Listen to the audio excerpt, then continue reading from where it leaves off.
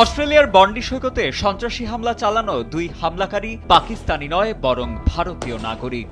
16 December প্রকাশিত এক প্রতিবেদনে ভারতীয় সংবাদ মাধ্যম এনডিটিভি জানায়, সিডনির বন্ডি বিচে হানুক্কা উৎসবে হামলাকারী দুই হোতা সাজিদ আকরাম ও নাভিদ আকরাম ভারতেরই নাগরিক।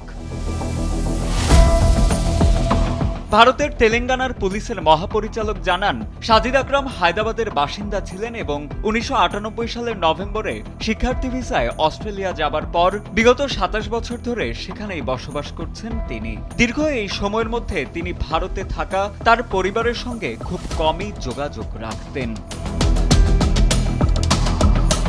ভারতীয় পুলিশ জানায়, পারিবারিক বিরোধের জেরে বহু বছর আগে হায়দ্রাবাদের আত্মীয় স্বজনের সঙ্গে সাজিদের সম্পর্ক ছিন্ন হয়ে যায়। এমনকি 2017 সালে তার বাবার মৃত্যুর সময়ও জানাজায় অংশ নেননি তিনি।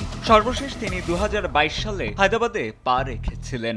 সাজিদ আকরাম অস্ট্রেলিয়ায় গিয়ে ইউরোপীয় বংশোদ্ভূত ভেনেরা গ্রোসোকে বিয়ে করেন। পরিবারটি স্থায়ীভাবে সেখানেই বসবাস করছিল। তবে সাজিদ ভারতীয় পাসপোর্টই বহাল রেখেছিলেন, আর তার ছেলে মেয়ে অস্ট্রেলিয়ায় জন্ম নেওয়ার সুবাদে তারা অস্ট্রেলিয়ার পাসপোর্ট বহন করেন। যদিও ভারতীয় পুলিশের দাবি, সাজিদের কথিত উগ্রবাদী হওয়ার সঙ্গে ভারতের কোনো আদর্শিক বা সাংগঠনিক সংযোগের প্রমাণ পাওয়া যায়নি।